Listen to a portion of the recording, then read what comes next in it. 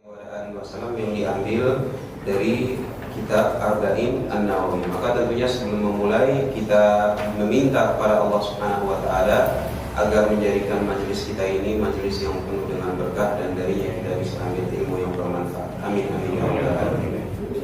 Baik jamaah sekalian yang dimuliakan oleh Allah Subhanahu wa taala, insyaallah kita masuk kepada hadis yang ketiga. An Abi Abdurrahman Umar bin Khattab Abdullah bin Umar bin Khattab radhiyallahu ta'ala anhuma qala sami'tu Rasulullah sallallahu alaihi wa alihi wasallam yaqul buniyal Islamu ala khams syahadati an la ilaha illallah wa anna Muhammadan 'abduhu wa rasuluhu wa iqamis shalah wa ita'iz zakat wa hajjil baiti wa shaumi ramadan rawahu Bukhari wa Muslim. Bahwa hadis yang ketiga ini terkenal dengan hadis rukun Islam, di mana di sini secara eksplisit bahwa Rasul alaihi salatu wassalam itu bersabda Islam itu dibangun di atas 5. Dibangun di atas 5. Artinya Islam itu bisa tegak dengan 5 pilar, 5 rukun. Makanya diterjemahkan atau dibahasakan oleh para ulama sebagai rukun Islam yang 5. Rukun Islam yang pertama itu adalah syahadat La ilaha illallah wa anna Muhammadar Rasulullah. Jadi syahadat ini merupakan rukun Islam yang pertama. Harus ada dan tidak memiliki kompromi. Harus ada, tidak memiliki kompromi, dan jika ditinggalkan maka Islamnya tidak valid lagi. Bisa dipahami ya? Jadi permasalahan syahadat ini harus ada, tidak ada kompromi, dan kalau ditinggalkan maka Islamnya tidak valid lagi. Apa itu syahadat? Yang pertama itu adalah la ilaha illallah, bahwa kita meyakini bahwa Allah Subhanahu wa taala itu adalah satu-satunya zat yang berhak diibadahi. Sehingga ketika ada ibadah-ibadah yang dipalingkan kepada selain Allah Subhanahu wa taala, maka otomatis syahadat yang seperti ini sudah tidak valid. La ilaha illallahnya enggak valid ketika ada ibadah-ibadah yang dipalingkan kepada selain Allah Subhanahu wa taala. Wa anna Muhammadan 'abduhu wa rasuluh, dan juga syahadat yang kedua potongannya itu bahwa Nabi sallallahu alaihi wasallam itu adalah sebagai hamba dan rasulnya. Artinya dialah yang sebagai orang yang diutus oleh Allah Subhanahu wa taala yang menjelaskan, membawa risalah terakhir. Sehingga kalau misalnya ada orang yang tidak mengakui Nabi Muhammad sallallahu alaihi wasallam, ya berarti bukan orang Islam. Atau justru dia mengakui ada nabinya setelah Nabi Muhammad sallallahu alaihi wasallam. Sebagaimana kalau dulu viral ada nabinya yang namanya Lia Eden, Ahmad Musodek, atau ya bahkan misalnya Mirza Ghulam Ahmad misalnya. Maka yang seperti ini udah jelas fatwa bahkan di dalam fatwa MUI-nya sekalipun bahwa yang seperti ini tidak diragukan lagi kekeliruannya. Sehingga rukun Islam yang pertama ini merupakan yang paling pondasi, harus ada dan nggak boleh ditinggalkan tanpa ada kompromi, tanpa ada perselisihan para ulama. Masuk kepada rukun Islam yang kedua itu adalah wa iqamis shalah, menegakkan salat. Dan yang merupakan rukun Islam itu adalah menegakkan salat 5 waktu. Menegakkan salat 5 waktu. Kalau di rukun Islam yang pertama, ulama itu sepakat bahwa rukunnya itu harus ada, nggak boleh ditinggalkan. Kalau di rukun Islam yang kedua, ulama memang masih berselisih. Tetapi perselisihannya itu sebatas ketika ada orang yang meninggalkan sholat secara malas. Kalau orang yang meninggalkan sholat secara keyakinan, dia meyakini bahwa sholat itu bukan bagian dari Islam, maka yang seperti ini rukun Islamnya nggak valid. Gitu ya. Jadi gambarannya begini, ada orang yang tidak melakukan sholat itu karena mereka bilang bahwa udahlah, nggak perlulah zaman sekarang sholat, yang penting hatinya baik. sehingga dia nggak pernah sholat sama sekali. Nggak pernah sholat sama sekali. Kenapa? Karena dibangun keyakinan bahwa memang sholat itu udah nggak wajib buat dia. Berbeda dengan orang yang ketika tidak melakukan sholat karena males. Lagi seru nonton film, disuruh sholat isya, nggak mau sholat isya, ketiduran, bangun besok pagi, isya bablas, subuh bablas. Ayo, cuma ya udah didiamin aja begitu. Maka ini merupakan dua permasalahan yang berbeda. Kalau permasalahan yang pertama yang memang menurut keyakinan bahwa sholat itu udah bukan bagian dari dirinya lagi, maka ulama sepakat bahwa rukun Islamnya nggak. Tetapi untuk yang kedua, walaupun dengan kemalasan, maka ulama berselisih.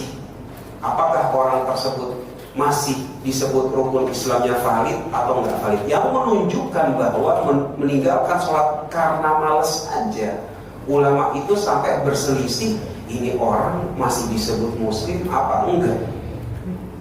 Saking dahsyatnya perkara sholat. Akan tetapi kita masih mengetahui bahwa dari segi keketatan, maka rukun Islam yang pertama itu lebih ketat daripada yang kedua. Yang namanya syahadat, tauhid dan akidah dasar ini lebih ketat dibandingkan sholat. Walaupun sholat sendiri sebenarnya itu juga udah ketat. Sampai-sampai saking ketatnya sekalipun kalau meninggalkan sholat karena males, ulama itu berselisih pendapat tentang apakah dia masih disebut orang Islam apa bukan. Bahkan kalau misalnya zaman dahulu, kata Ibnu Abbas radhiyallahu taala anhuma, dahulu kami biasa bersuudzon. Ini yang bilang sahabat Nabi sallallahu alaihi wasallam. Dahulu kami biasa bersuudzon kepada laki-laki yang kalau subuh sama isya nggak kelihatan di masjid. Ya mohon maaf nih bapak-bapak, bukan saya yang bilang. Tetapi memang kata Ibnu Abbas, dahulu di zaman Nabi SAW, laki-laki yang nggak kelihatan subuh sama isya di masjid, itu mereka disuuzonkan sama masyarakat. Dan Nabi SAW nggak protes. Nabi SAW bilang, nggak boleh suuzon sama yang begini, sama yang begitu. Enggak.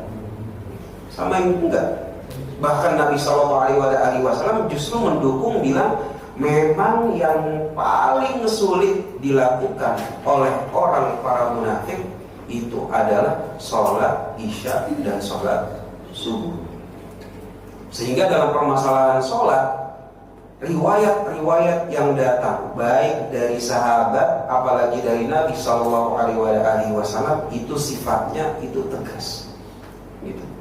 Hampir tidak ditemukan ada riwayat tentang permasalahan sholat yang bunyinya itu ringan, lenient, permisif, hampir nggak ada. Rata-rata tegas. Mulai dari bagaimana Rasulullah SAW itu bersabda, al-ahdu bainana wa bainahum as-shalah, faman tarakaha faqad kafar. Yang membedakan antara kita dengan orang-orang musyrikin itu adalah pengamalan sholat. Faman tarakaha, kalau ada orang yang enggak kelihatan melakukan sholat, faqad kafar, maka dia telah melakukan kekufuran. Enggak dianggap sebagai orang Islam. Apa kurang tegas yang kayak begini? Ini sangat-sangat tegas. Bahkan sholat yang sebenarnya kalau nggak di masjid aja nggak apa-apa, para sahabat pun tetap bersuudzon kalau misalnya ada laki-laki yang tanpa udzur nggak kelihatan isya sama subuh berjamaah di masjid, itu mereka suudzon. Padahal sebenarnya ya sah-sah aja kalau sholat di rumah. Itu kan masalah sah atau enggak sholatnya? Sah, alhamdulillah. Bukan berarti sholatnya kalau di rumah jadi enggak sah. Tetapi bagaimana permasalahan menegakkan sholat sehingga dari Nabi SAW dan para sahabat itu betul-betul tegas dan keras. Kemudian yang berikutnya itu adalah wa itaiz zakat. Rukun Islam yang ketiga itu adalah tentang menunaikan zakat. Dan yang menjadi zakat yang merupakan rukun Islam itu adalah zakat apa Bu? Zakat apa yang merupakan rukun Islam? Zakat fitrah, zakat mal, apa dua-duanya? Yang mana nih? Yang mana Bu? Zakat yang merupakan rukun Islam, zakat mal. Zakat fitrah penting, zakat mal juga penting. Tapi kalau ditanyakan mana yang lebih penting, mana yang lebih wajib untuk dikeluarkan, itu adalah zakat mal. Itu adalah zakat mal. Sehingga walaupun ya, berdasarkan perbedaan pendapat gitu, tapi misalnya bagi yang mereka menganggap bahwa zakat fitrah itu wajib, maka walaupun sama-sama wajib, tetapi kadar prioritasnya berbeda. Bahwa zakat mal ini merupakan wajib, tapi wajibnya itu udah masuk dalam level rukun Islam, dalam level rukun Islam. Sehingga kalau zaman Abu Bakar radhiyallahu taala anhu, kalau ada orang yang sengaja nggak mau bayar zakat fitrah, ya udah nggak apa-apa. Paling cuma diingetin, gitu. Jangan lupa bayar zakat fitrah. Di antara template khutbah Idul Fitri itu adalah nanti di akhir khutbah gitu, jangan lupa ya bayar zakat fitrah bagi yang udah ketinggalan. Paling cuma sampai begitu. Tapi kalau di zaman Abu Bakar ada orang yang nggak mau bayar zakat mal, itu diperangin Pak. Itu diperangin. Kenapa? Karena prioritasnya itu udah sampai rukun Islam, sehingga berbeda derajatnya walaupun sama-sama wajib. Kemudian yang berikutnya rukun Islam itu adalah wahajjul bait, yaitu berhaji. Dan yang menjadi rukun Islam itu adalah haji sekali seumur hidup jika mampu. Balik lagi ya, haji seumur hidup sekali jika mampu. Sehingga kalau misalnya dia nggak mampu, maka nggak ada rukun haji buat dia. Terutama yang paling penting itu adalah permasalahan kemampuan finansial dan kemampuan badaniah. Jadi kemampuan finansial dan juga kemampuan fisik. Kalau dua-duanya memungkinkan, maka mau nggak mau dia harus menunaikan haji, wajib bagi dia.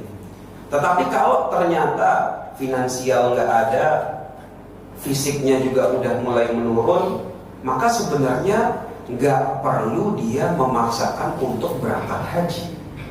Yang seperti ini perlu kita gaungkan supaya jangan sampai ada orang bahkan sampai minjem dari bank pakai riba untuk berangkat haji. Jangan sampai. Kenapa? Karena Rasul alaihi salatu wasallam sudah memberikan keringanan bahwa yang namanya haji itu wajib rukun Islam kalau mampu. Tapi kalau nggak mampu, nggak perlu dipaksakan, nggak perlu dipaksakan. Nah, ini penting. Oleh karena itu, dalam sebagian riwayat ada beberapa ketika sahabat itu datang kepada Nabi Shallallahu Alaihi Wasallam baru masuk Islam, kemudian dia nanya kepada Nabi Alaihi Wasallam, ya Rasulullah, ini saya harus ngapain? Apa kewajiban saya tuh setelah masuk Islam apa aja? Setelah syahadat? Maka Rasul alaihi salatu wasallam cuma bilang, kewajiban kamu tinggal sholat sama puasa. Zakat sama haji sengaja nggak dikasih tahu sama Rasul alaihi salatu wasallam, karena Rasul alaihi salatu wasallam tahu bahwa sahabat tersebut merupakan dari fuqara wal masakin. Sehingga yang namanya fuqara wal masakin, haji dia susah, zakat juga harusnya dia yang menerima. Mau ngapain dikasih tahu? Cukup aja dia tanya, ya Rasul saya harus ngapain? Udah tinggal sholat sama puasa aja. Tinggal sholat sama puasa. Rasul nggak bilang kamu harus ngutang sama sekolah, pokoknya harus haji. Enggak. Kalau emang nggak mampu, ya udah. Berarti bukan bebannya. Sesuatu yang memang bukan beban secara syariat nggak perlu dicari-cari supaya jadi beban. Sehingga yang menjadi rukun Islam itu adalah berhaji seumur hidup sekali jika mampu. Dan yang terakhir itu adalah yang merupakan rukun Islam, itu adalah puasa di bulan Ramadan. Sehingga kalau puasa di bulan Ramadan ini adalah puasa 1 bulan penuh. Puasa 1 bulan penuh. Sehingga jangan heran kalau misalnya ada kaum muslimin yang dalam tanda kutip bawel ketika ada orang dewasa yang puasanya nggak 1 bulan penuh. Yang penting kan puasa-puasa juga, sah. Yang penting kan puasa-puasa juga. Enggak. Yang menjadi rukun Islam itu adalah puasa 1 bulan penuh. Bagi laki-laki, kalau bagi wanita tentu ada masa haidnya. Tetapi kenapa dari generasi ke generasi kaum muslimin itu dalam tanda kutip bawel? Karena memang yang menjadi rukun Islam itu harus 1 bulan penuh. Kalau misalnya ada yang bolong-bolong tanpa uzur, ya kita bawelin. Kenapa ya? Karena itu tadi.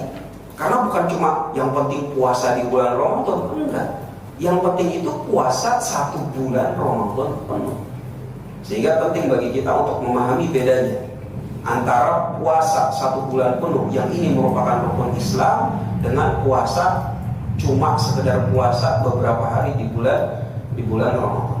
Ya tentunya dalam permasalahan puasa ya standarnya itu makin nggak seketat syahadat, nggak seketat sholat, nggak seketat pula misalnya terkait permasalahan zakat mal. Sehingga bagi orang-orang yang sengaja meninggalkan puasa, ya paling cuma diingetin jangan lupa diganti puasanya, seperti itu. Tetapi harus tetap diganti, diqadha puasa Ramadan. Rawahul Bukhari wa Muslim. Maka ini merupakan hadis yang diriwayatkan oleh Al-Imam Bukhari dan Al-Imam Muslim dalam kitab Sahih. Nah ini terkait hadis yang ketiga. Insya Allah kita masuk kepada hadis yang keempat.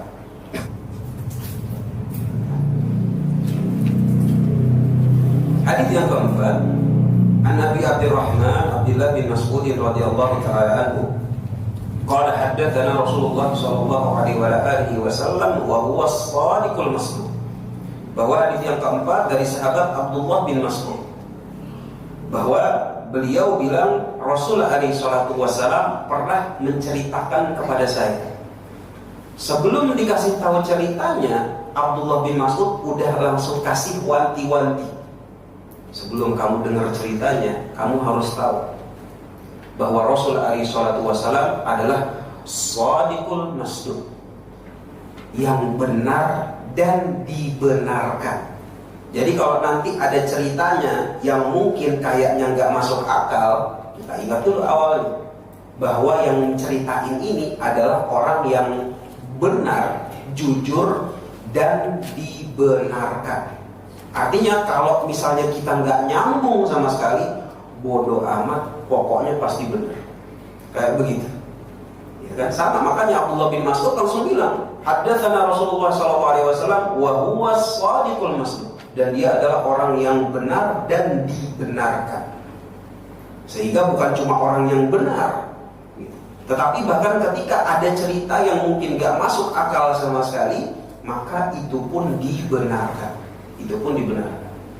Oleh karena itu, ketika ada sebuah cerita yang bahkan saking di luar nalar sekalipun, yaitu tentang permasalahan Isra wa Mi'raj, di mana Rasul alaihi salatu wasallam pergi dari Masjidil Haram ke Masjidil Aqsa, dari Masjidil Aqsa ke langit yang ketujuh, dari langit yang ketujuh balik lagi semuanya ke Masjidil Haram dalam satu malam. Apa enggak di luar nalar itu, Pak? Itu di luar nalar. Artinya orang itu kalau misalnya mau ngarang, itu ada takarannya. Pasti ada takarannya.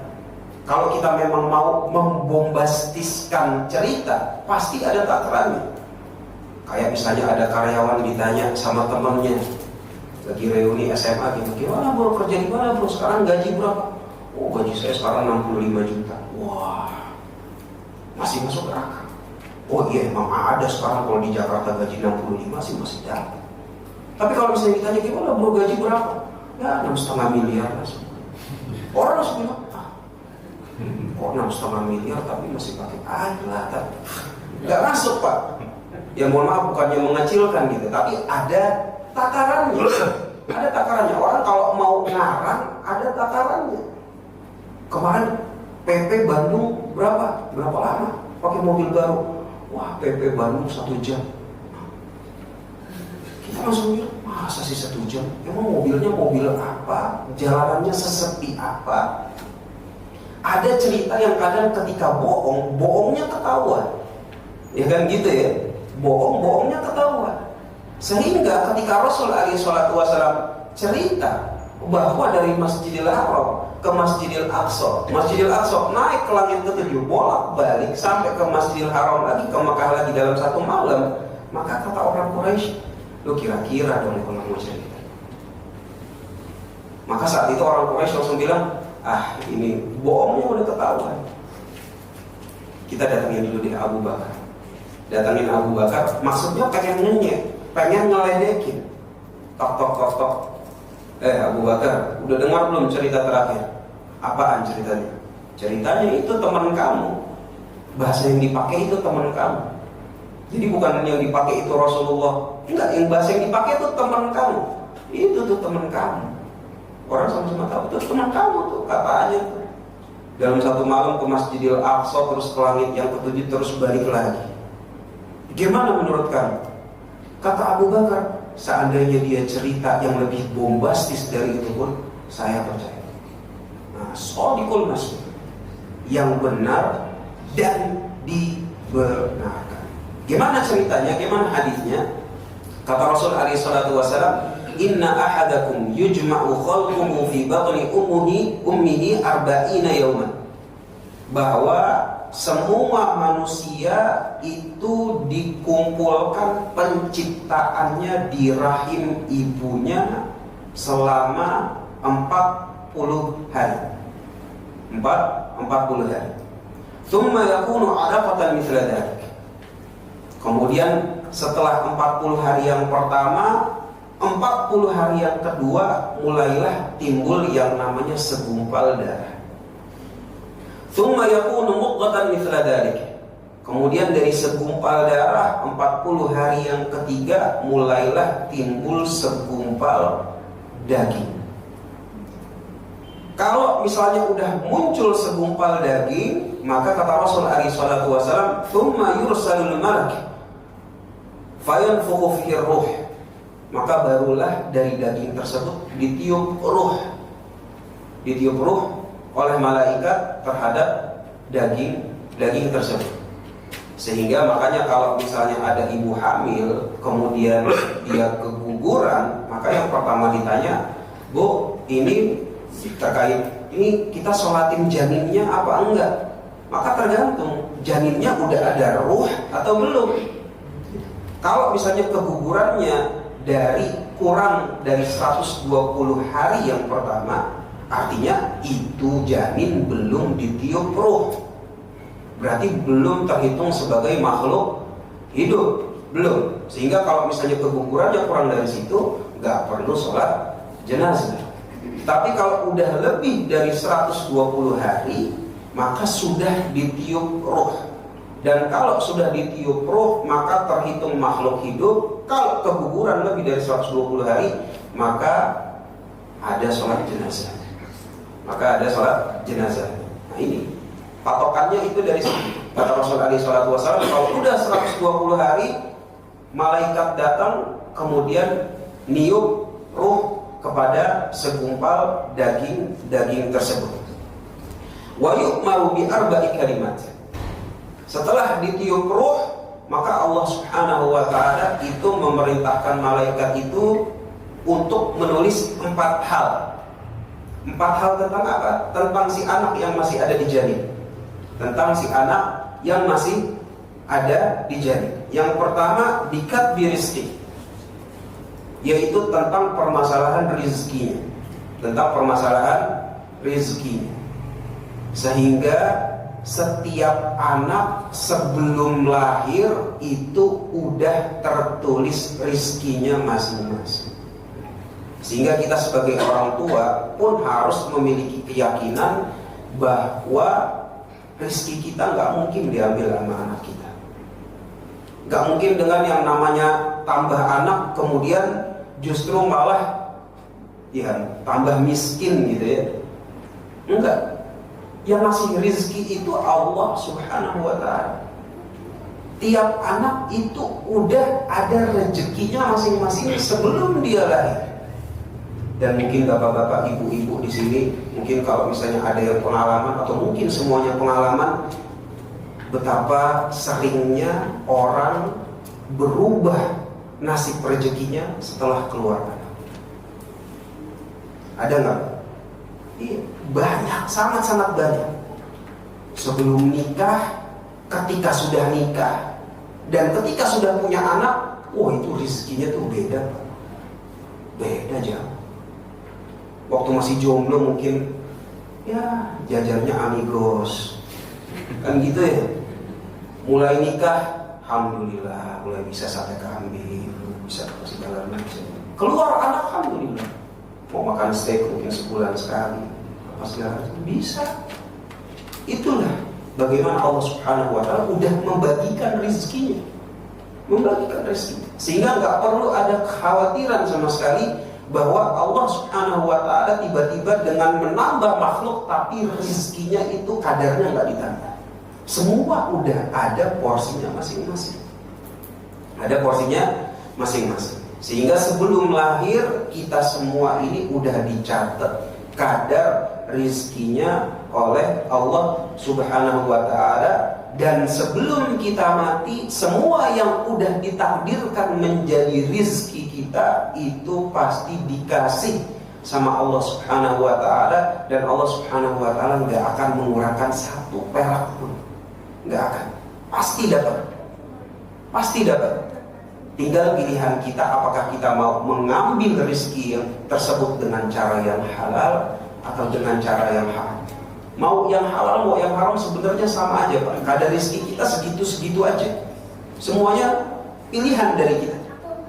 Apakah kita mau mengambil dengan cara yang halal atau dengan cara yang haram. Sehingga ini merupakan perkara yang pertama dicatat malaikat. Bikadri rizki, kadar rezekinya.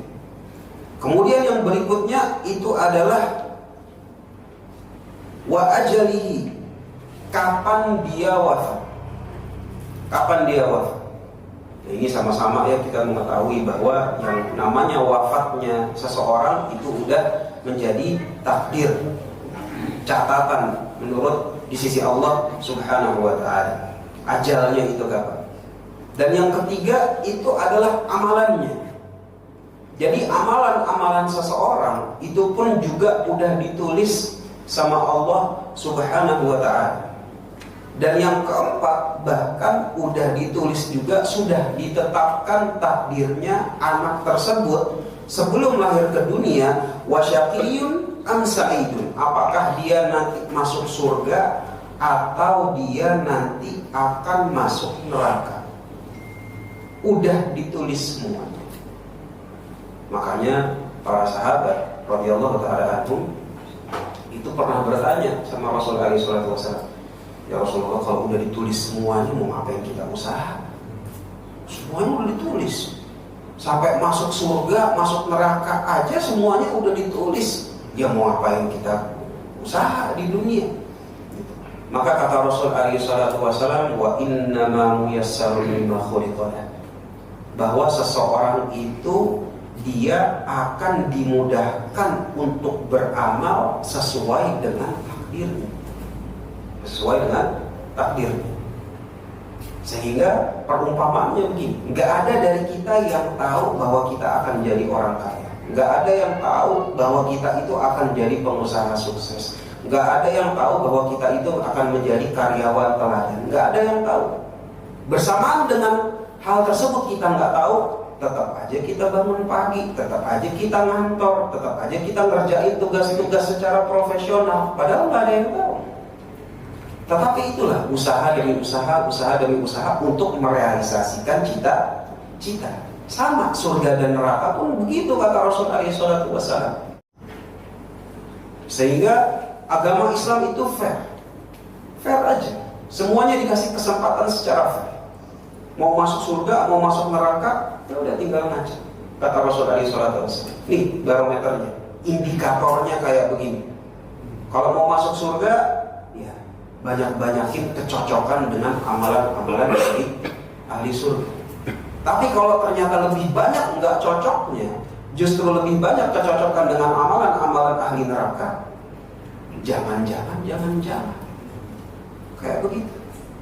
Sehingga mudah aja kalau misalnya mau main tebak-tebakan seperti itu. Kemudian Rasul alaihi salatu wasallam pun mengingatkan, inna ahadakum la ya'malu bi amali ahli jannah hatta ma yakuna bainahu wa bainaha illa dira fayasbiqu alaihi alkitab fayamalu bi amali ahli nar fayadkhuluha. Bahwa nanti akan ada seseorang yang beramal dengan amalan ahli surga.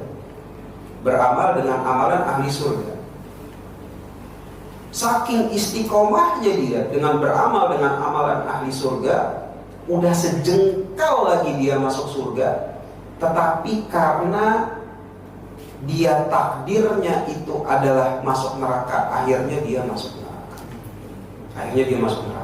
Nah, ini tentunya sebuah sabda Nabi alaihi salatu wasallam yang harus difahami secara hati-hati. Kenapa? Karena kalau secara kita ambil letter-letternya, harfiahnya, maka di agama Islam kalau makin istiqomah dengan kebaikan, ya harusnya makin lempeng jalan ke surganya. Sedangkan di sini kata Rasul alaihi salatu wasallam, kok bisa ada orang yang udah istiqomah beramal dengan amalan ahli surga, tiba-tiba masuk neraka. Maka yang seperti ini para ulama bilang dalam riwayat yang lain itu ada tambahannya, bahwa orang yang melakukan amalan-amalan ahli surga tapi karena niatnya nggak ikhlas, itu bisa masuk neraka. Sehingga bagaimana hadis yang ke-1 itu penting. Permasalahan ikhlas, permasalahan niat itu sangat-sangat penting dalam mengamalkan amalan-amalan ahli surga. Masalah niat itu penting. Sehingga yang kata Abdullah Ibnu Mubarak rahimahullah ta'ala, bahwa terkadang sesuatu itu mungkin sepele tetapi bisa menjadi besar di sisi Allah Subhanahu wa ta'ala dengan kadar niatnya. Sama kayak cerita kemarin ya, itu kamu ajak sedekah pengajaran. Mungkin sepele, tapi karena niatnya itu jadi besar.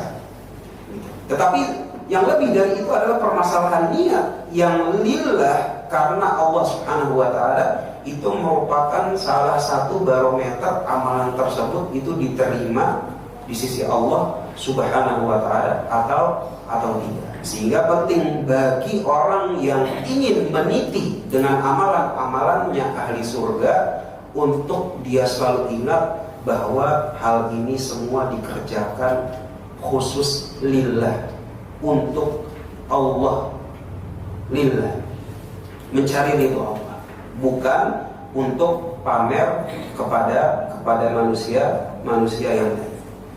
Sebaliknya juga ada, kata Rasul alaihi salatu wasallam, ada juga orang nanti, wa inna ahadakum, ada juga yang nanti la ya'malu bi amali ahli nar, ada orang yang mungkin beramal dengan amalan-amalan ahli neraka. Hatta ma yakuna bainahu wa bainaha illa dira fayasbiqu alaihi alkitab fayamalu bi amali ahli jannah fayadkhuluha. Ada aja orang yang mungkin di dalam penilaian manusia, ini orang kok kayaknya jelek. Ini orang kayaknya jelek. Kayaknya mungkin pemarah. Ya mungkin contoh gampangnya gitu ya, kalau kita misalnya melihat Umar bin Khattab, ya kan, kita bandingin sama Abu Bakar, kok kayak 180 derajat ya, beda banget. Abu Bakar lembut, Umar tegas. Abu Bakar nggak pernah marah, Umar kadang-kadang dikit-dikit langsung marah, langsung angkat suara, langsung kayak bagaimana? Ya tentunya kalau misalnya kita nggak tahu dia Umar bin Khattab, ya mungkin kita mikirnya macam-macam gitu. Tetapi bagaimana ketika ada niat seseorang dia marah karena Allah Subhanahu wa ta'ala, dia bersikap tegas karena Allah Subhanahu wa ta'ala, itu bernilai di sisi Allah Subhanahu wa ta'ala. Jangan dikira nggak bernilai. Sehingga ketika ada sikap-sikap yang marah, tegas, yang menurut manusia itu keliru, Tetapi karena dia marah maupun tegas itu membela agama Allah Subhanahu wa ta'ala, itu pun juga bernilai di sisi Allah Subhanahu wa ta'ala. Terutama yang seperti ini itu adalah kalau misalnya di negara Islam ada yang namanya polisi amar ma'ruf nahi mungkar. Ya kan, kalau misalnya di Saudi gitu ya, ada polisinya gitu ya.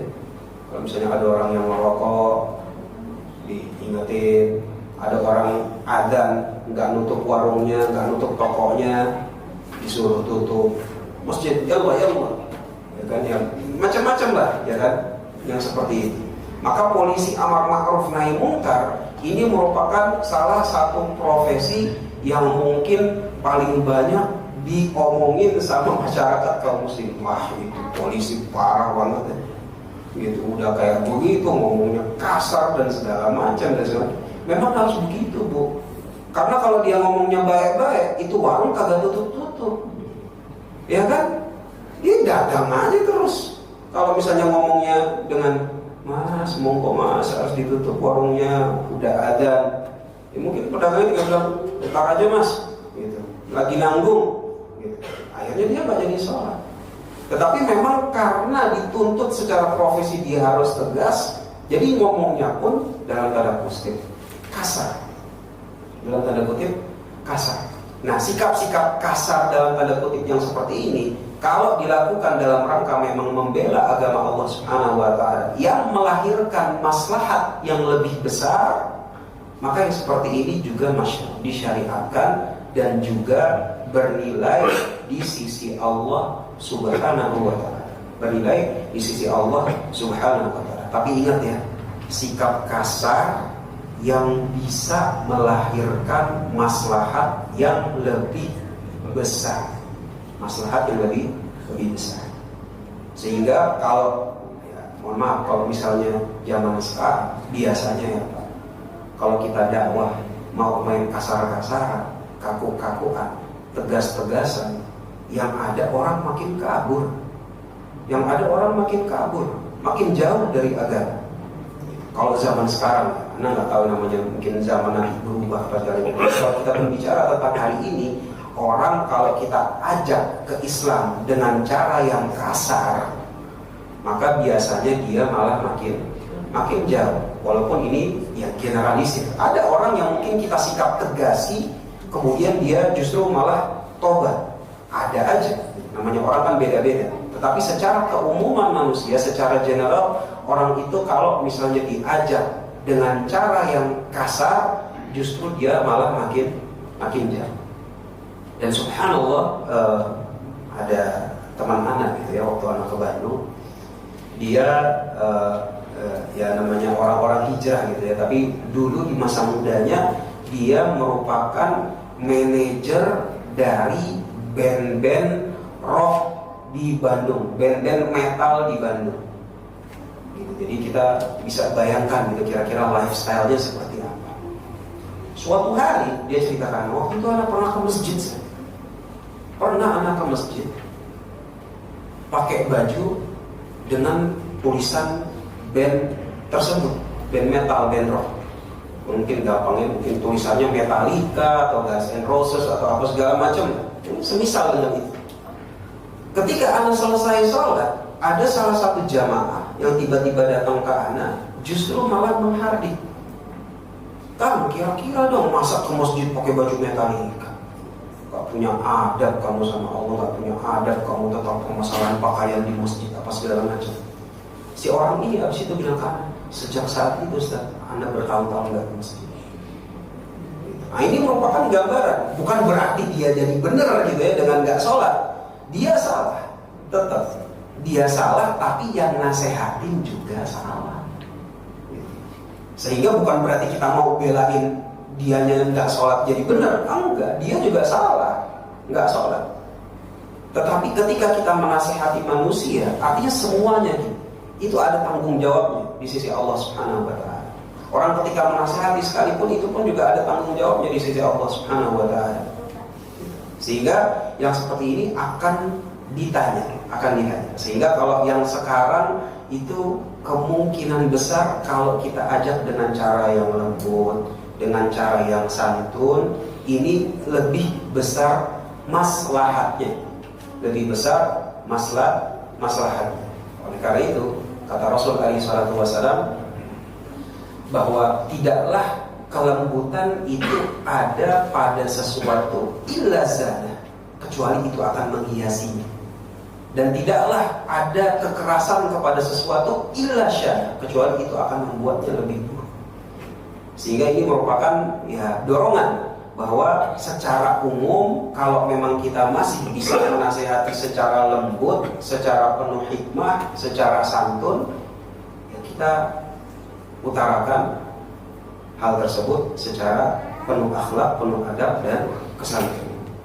Nah, ini terkait tentang apa yang diceritakan oleh Rasul Shallallahu Alaihi Wasallam, bahwa as-shadiqul masduq, dan dia adalah orang yang benar dan dibenarkan. Hadisnya diriwayatkan oleh Bukhari dan Muslim. Kita masuk kepada hadis yang kelima.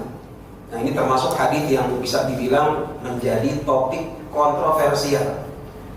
Apa itu hadisnya? Hadisnya itu adalah an ummul mukminin ummi Abdillah Aisyah radhiyallahu taala anha qala Rasulullah sallallahu alaihi wasallam. Kata Aisyah bahwa Rasul alaihi wasallam itu pernah bersabda, man ahdatsa fi amrina hadza ma laisa minhu fahuwa radd. Barang siapa yang membuat sesuatu yang baru dalam agama, maka hal tersebut tertolak. Rawahul Bukhari wa Muslim. Hadis yang tadi redaksinya itu diriwayatkan Bukhari dan Muslim. Wa fi riwayat di Muslim, kalau di dalam Sahih Muslim, maka redaksinya man amila amalan. Barang siapa beramal sesuatu laisa alaihi amruna fahuwa, sesuatu yang tidak cocok dengan syariat kami, tidak cocok dengan perkara kami, fahuwa, maka itu pun juga tertolak. Itu pun tertolak. Nah, ini merupakan hadis yang merupakan muhkam, referensi utama untuk menentukan mana perkara yang bid'ah atau bukan bid'ah. Kalau di dalam hadis yang pertama tentang permasalahan niat, ini merupakan syarat setengahnya gimana Allah Subhanahu wa taala bisa menerima amalan seorang hamba. Setengahnya lagi ditentukan apa? Setengahnya lagi ditentukan dengan kecocokan dengan syariat. Kecocokan dengan syariat. Sehingga amalan yang diterima oleh Allah Subhanahu wa taala itu harus ikhlas, harus cocok dengan syariat. Tinggal permasalahannya yang biasanya menjadi perdebatan, cocok dengan syariat itu gambarannya kayak bagaimana? Ada yang bilang cocok dengan syariat berarti harus ada contoh dari Nabi SAW. Kalau nggak ada contoh sama sekali, berarti nggak cocok. Ada yang bilang demikian. Ada juga yang bilang ya selama niatnya baik, ya berarti juga ya baik-baik aja. Ada juga yang bilang demikian. Maka kita ambil yang memang sesuai dengan hadis. Hadis ini bunyinya gimana? Dan ini merupakan referensi utama. Maka yang pertama, man ahdatsa, barang siapa yang membuat sesuatu yang baru. Sehingga bid'ah itu kriterianya yang pertama, dia sesuatu yang baru. Fi amrina, barunya gimana? Barunya dalam perkara agama. Kalau dalam perkara dunia, mobil baru, rumah baru, teknologi baru, nggak ada masalah.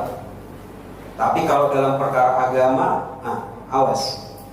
Man ahdatsa baru fi amrina hadza ma laisa minhu, yang tidak ada kecocokannya. Yang ketiga. Jadi kalau permasalahan baru dalam agama, ini insya Allah bisa difahami dengan mudah. Tinggal permasalahan yang tidak ada kecocokannya, ini yang perlu kita pahami dengan baik. Yang tidak ada kecocokannya. Sehingga para ulama bilang bahwa tidak ada kecocokannya itu adalah yang tidak ada sangkut pautnya sama sekali. Mau dicari ke kanan, dicari ke kiri, ke belakang, ke depan, pokoknya nggak ketemu, baru bid'ah. Tetapi kalau misalnya 3 hal tersebut tidak terpenuhi, maka dia tidak termasuk bid'ah. Contoh, misalnya apa ya? Misalnya ada orang, paling gampangnya gitu ya, misalnya kalau sholat jadi 6 waktu, jelas lah, ya kan? Sholat jadi 6 waktu udah pasti bid'ah. Jelas, kenapa? Baru nambah waktu. Sholat dalam agama malah isaminmu mau ditarik ke kiri dan ke kanan. Kalau sholat wajib sehari ya cuma 5 waktu, nggak bisa jadi 6. Ini udah jelas. Yang biasanya menjadi perdebatan di masyarakat itu adalah ketika ada sesuatu yang sebenarnya masih bisa ditarik, tetapi mungkin nggak setuju permasalahan tarikannya, lebih ke arah ke situ. Ya, kayak contoh misalnya, apa hukum berdoa setelah sholat fardu? Kan gitu ya. Apa hukum setelah berdoa setelah sholat fardu? Kalau misalnya kita cari, Rasul SAW pernah nggak berdoa setelah selesai sholat fardu? Nggak pernah. Jawabannya nggak pernah. Abu Bakar pernah nggak berdoa setelah selesai sholat fardu? Abu Bakar juga nggak pernah. Umar nggak pernah. Utsman nggak pernah. Ali nggak pernah. Sehingga baik Rasul SAW maupun 4 khulafaur rasyidin nggak pernah doa setelah selesai sholat fardu. Sehingga permasalahan baru, iya baru. Dalam agama, iya dalam agama. Tinggal kecocokannya. Masalah kecocokan ini, kalau dari segi ayat Al-Quran maupun hadis, yang namanya doa bagus. Apalagi kalau di dalam surat Alam Nashrah, fa'idha farogta fansab wa ila rabbika farghab.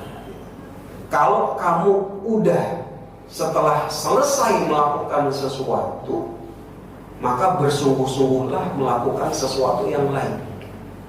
Di antara pemahaman para sahabat itu adalah, kalau kamu udah selesai melakukan sholat, bersungguh-sungguhlah untuk berdoa.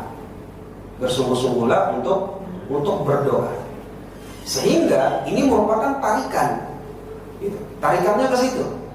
Dari ayat tersebut maka ditarik, kalau berdoa setelah selesai sholat fardu masih ada tarikannya. Mau dibilang bid'ah belum bisa.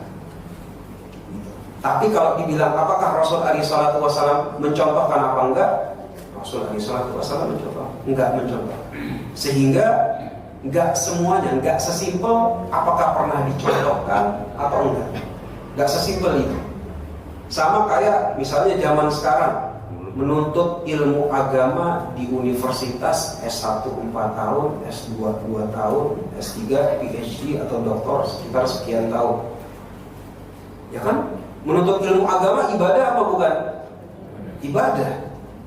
Tapi kalau ditentukan ini 4 tahun, ada SKS-nya, ada jurusannya, ini nggak pernah kejadian di zaman Rasul SAW. Nggak pernah diamalkan Rasul, nggak pernah diamalkan para sahabat. Tetapi nggak ada satupun dari para ulama yang bilang bahwa universitas Islam, permasalahan ini merupakan bid'ah dalam menuntut agama, menuntut ilmu agama. Sehingga dalam penentuan permasalahan bid'ah apa enggak memang lebih kompleks. Nggak sesederhana ada contohnya atau enggak. Sangat-sangat banyak yang Rasul SAW tidak contohkan, tetapi para sahabat itu misalnya melakukan. Rasul nggak nyontohin, tapi para sahabat ada yang nyontohin. Nah kita kan jadi bingung gitu kan. Lah gimana sih Rasul nggak ngamalin, tapi sahabat ngamalin? Ada sahabat yang ngamalin. Kayak tadi misalnya doa setelah selesai sholat fardu. Anas bin Malik biasa melakukan doa selesai sholat fardu. Ya, ya kita kan bingung lah. Emang Anas bin Malik gak ngerti Rasul apa gimana? Anas bin Malik itu merupakan asistennya Rasulullah Shallallahu Alaihi Wasallam selama sekian puluh tahun. Sehingga yang seperti ini para ulama bilang bahwa enggak, ini pasti dia melakukan kayak gini pasti ada alasan. Nah yang kayak begini menunjukkan kepada kita kalau nanti kita misalnya mau menentukan ini bid'ah atau enggak harus lebih hati-hati. Itu aja, harus lebih hati-hati dan nggak boleh sembarangan. Ini satu hal. Tetapi kalau misalnya sudah ketahuan bahwa hal tersebut memang benar-benar nyeleneh, kita pun jangan takut. Kita kasih tahu bahwa ini bid'ah apa. Kalau emang udah ketahuan nyelenehnya, udah ketahuan nyelenehnya. Kayak misalnya ada orang yang memulai bulan Ramadan, padahal hilalnya masih Ru'yatul hilal masih 2 atau 3 hari lagi. Wah, tarekat di mana? Udah tiba-tiba udah memulai puasa bulan Ramadan. Ini jangan ragu. Jangan ragu bilang bid'ah ini. Sehingga kita juga harus di tengah-tengah. Mau menentukan bid'ah harus hati-hati. Tapi kalau udah ketahuan nyelenehnya juga jangan takut. Kita harus kasih tahu yang ini keliru, Pak. Yang ini keliru. Sehingga kita berada di tengah-tengah. Ummatan wasat, jadi umat yang di tengah-tengah. Mau nuduh, kita harus punya bukti. Tetapi kalau udah terbukti, juga nggak boleh mundur. Juga nggak boleh mundur.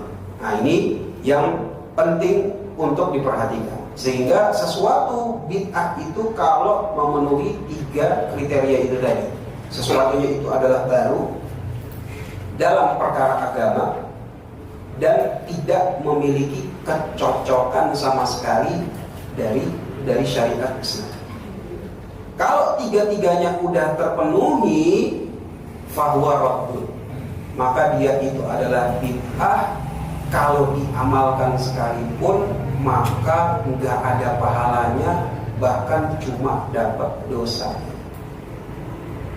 Jadi jangan kita heran kalau misalnya MUI justru malah mencela orang yang puasa 3 hari sebelum Ru'yatul Hilal.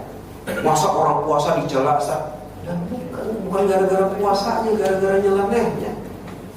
Sama kayak orang yang tiba-tiba lebaran 3 hari sebelum Ru'yatul Hilal. Pemerintah baru mau menentukan Sya'ban 3 hari lagi, tiba-tiba dia udah lebaran. Masa lebaran dilarang, masa lebaran dicela? Bukan masalah itunya, tetapi masalah bid'ahnya itu tadi. Gitu. Sehingga kita memiliki timbangan yang jelas. Memiliki timbangan yang jelas kapan sesuatu itu, kalau memang kita mau tuduh bid'ah, hendaknya kita bawakan buktinya. Ya kan? Bukti apanya? Bukti memang gak ada kecocokannya sama sekali. Bukti nggak ada kecocokannya sama sekali. Dan kalau memang udah terbukti bahwa ini merupakan nyeleneh, nggak ada kecocokan sama sekali, kita jangan ragu. Kenapa? Karena kalau kita nanti ragu, maka yang nyeleneh demikian itu makin lama makin banyak, makin tersebar. Makin lama makin banyak, makin tersebar, juga makin subur, makin subur. Maka yang seperti ini penting gitu, bagi kita untuk kita jadikan sebuah pedoman, insyaallah. Baik, insyaallah kita masuk kepada hadis yang ke-6.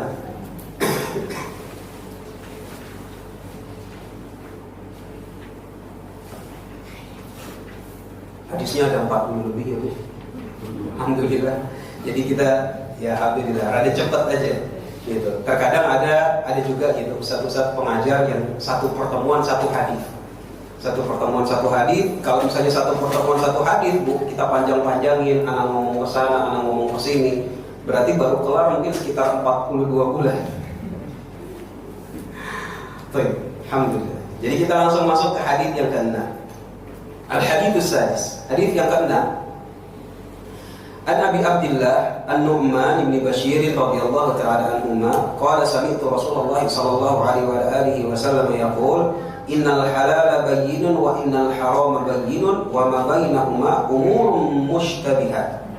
Bahwa Rasul alaihi salatu wasallam itu menjelaskan tentang permasalahan agama, jenis-jenisnya. Maka ada jenis yang kehalalannya jelas.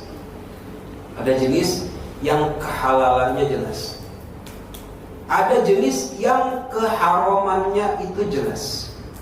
Ada jenis yang keharamannya jelas. Ustaz, tanya dong, gimana kita tahu mana perkara yang jelas, mana perkara yang kurang jelas? Untuk perkara yang jelas, maka ini merupakan perkara-perkara yang kalau kita tanyakan kepada orang-orang kaum muslimin, itu dia tahu jawabannya. Gak perlu tanya ulama, gak perlu tanya ustadz.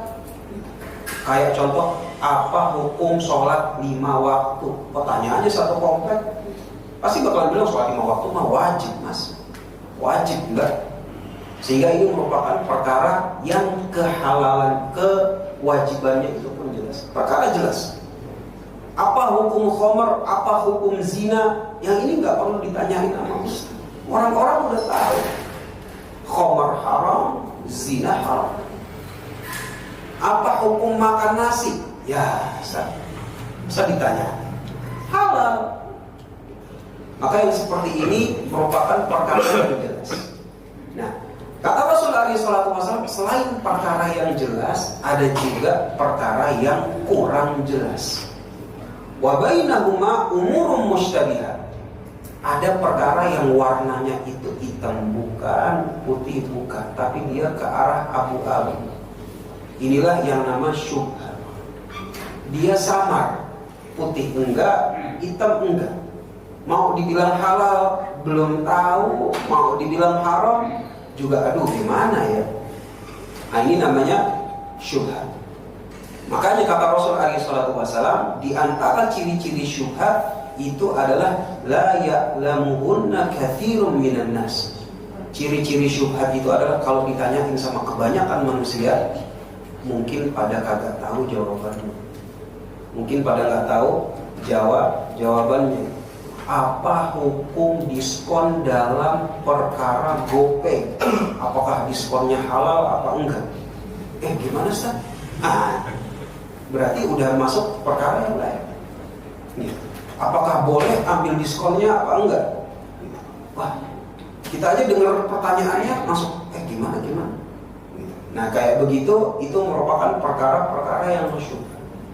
Perkara-perkara yang syubhat. Indikasinya itu adalah la ya'lamuhunna katsirun minan nas. Yang kalau ditanyain kepada kebanyakan orang kaum muslimin itu, maka dia nggak tahu jawabannya. Kalau zaman dulu kebanyakan kaum muslimin kalau ditanyain perkara agama, kalau emang nggak tahu jawabnya nggak tahu.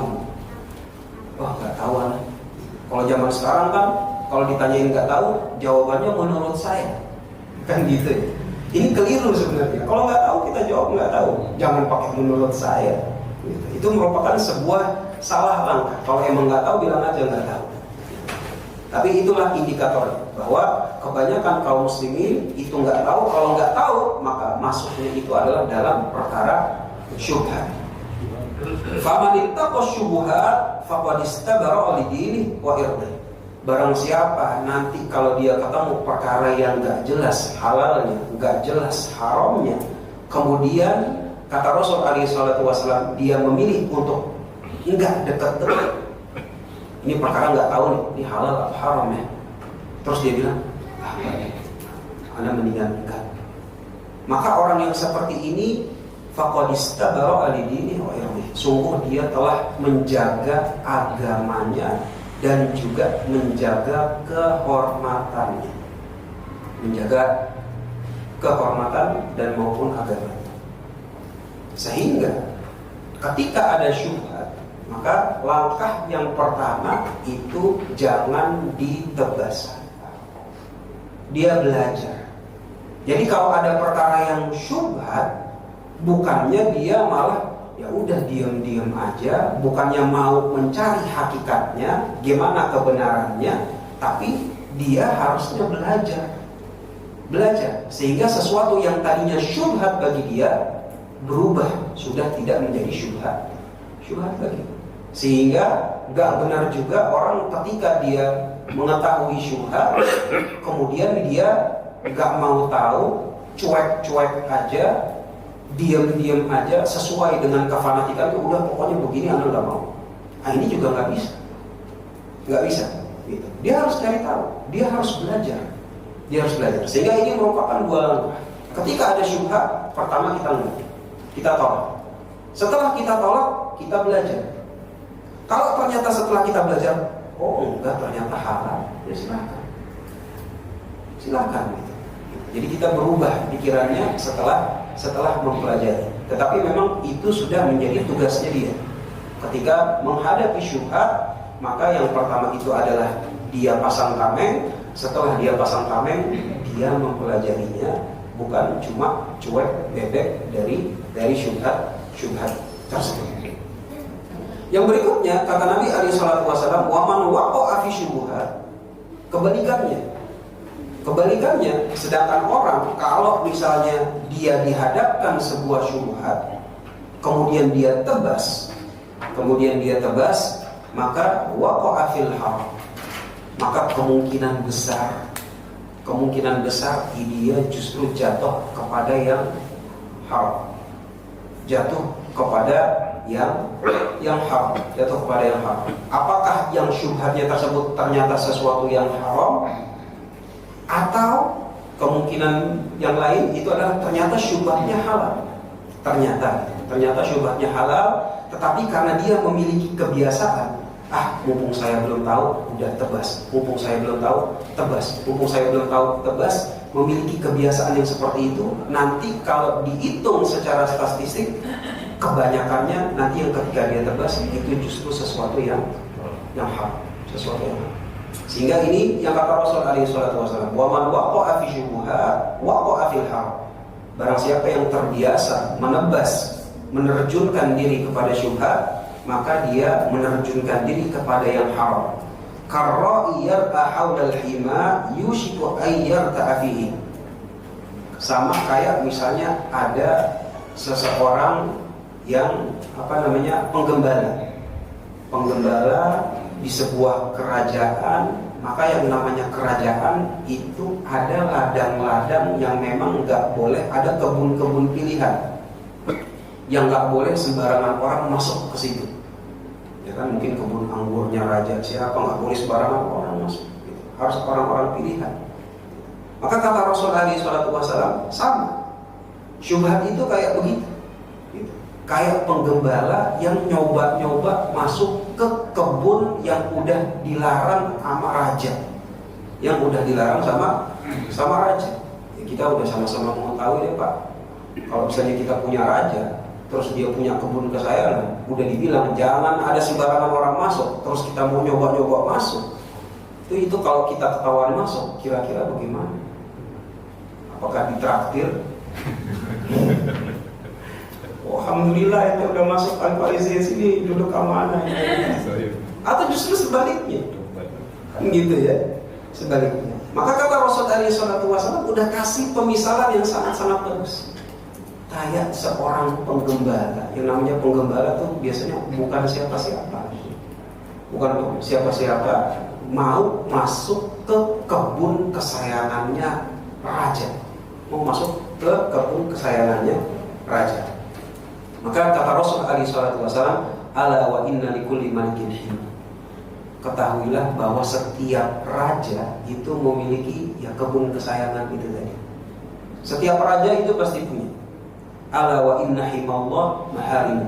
Dan kebun kesayangannya Allah Subhanahu wa Ta'ala, yang Allah Subhanahu wa Ta'ala nggak mau kita masuk ke situ, itu adalah sesuatu yang udah dibilang haram. Jadi kalau yang dibilang haram sama Allah Subhanahu wa Ta'ala, itu sebenarnya kita nggak boleh main masuk ke situ secara sembarangan. Nggak boleh main masuk ke situ sembarangan. Ala wa inna fil jasadi mudghah. Ketahuilah bahwa di dalam jasad ini ada segumpal daging. Idza salahat salahal jasadu kulluh. Kalau segumpal daging ini soleh, aman, maka insya Allah seluruh jasad pun juga aman. Wa idza fasadat, tapi kalau segumpal daging ini rusak, fasadal jasadu kullu, maka anggota badan kita pun juga ikutan rusak amalannya. Ala wahiyal qalb, ketahuilah segumpal daging itu adalah hati. Segumpal daging itu hati. Oleh karena itu ketika banyak para ulama yang bilang jagalah hati, ya intinya itu. Kenapa? Karena hati itu bagaikan raja, bagaikan komandan. Sedangkan anggota badan ini adalah prajurit. Prajurit. Yang namanya prajurit itu pasti ikut komando dari komandannya. Kalau komandannya bagus, maka insya Allah prajuritnya juga pasti akan bagus semua. Tapi kalau dari komandannya itu udah nggak bagus, nah berarti nanti seluruh ininya pun juga prajuritnya itu juga nggak bagus. Sehingga yang namanya menjaga hati itu penting. Menjaga hati penting. Sehingga dijaga hati kita, ya kan? Betapa banyak, apalagi zaman sekarang ya Bu, dengan hadirnya sosial media di mana-mana, itu mempengaruhi hati kita, mempengaruhi hati kita, ya kan? Kita lihat bagaimana scroll sana, scroll sini, orang liburan apa segala macam. Istri yang tadinya kagak kepikiran liburan ke luar negeri, akhirnya jadi minta sama kita. Wah, semua orang udah pada keluar negeri loh, sayang. Masa kita enggak? Lah, belum ada budgetnya, sayang. Enggak bisa, masa kita udah lama. Masa Bandung dulu. Ya Allah. Kita jadi, ya kenapa sih? Pasang kemarin relax aja. Sampai ini subhanallah kenyataan. Sampai sekarang yang namanya permasalahan perselingkuhan itu kan banyak. Perselingkuhan. Istri aku juga kena. Pokoknya dikit-dikit sekarang video. Pokoknya video gitu. Ada apa sih? Gitu. Ada pokoknya mau video. Itu pengaruh Bu. Gitu. Itu pengaruh. Yang mana tahun-tahun sebelumnya gitu. Nggak ada. Artinya yang seperti ini subhanallah, pandangan mata maupun apa yang kita dengar orang-orang sekitar kita itu semuanya mempengaruhi hati kita. Mempengaruhi hati kita. Oleh karena itu, apa yang kita dengar, apa yang kita lihat, apa yang kita kelilingin itu difilter. Yang baik-baik. Supaya apa? Supaya hati kita itu juga baik. Tapi kalau yang kita lihat itu adalah buruk, yang kalau kita dengar itu pun juga buruk, kita kelilingin kita juga dengan orang-orang yang ya banyak ketidaksesuaiannya dengan syariat Islam, kemungkinan besar pasti ada pengaruhnya. Pasti. Itu merupakan sesuatu yang lumrah.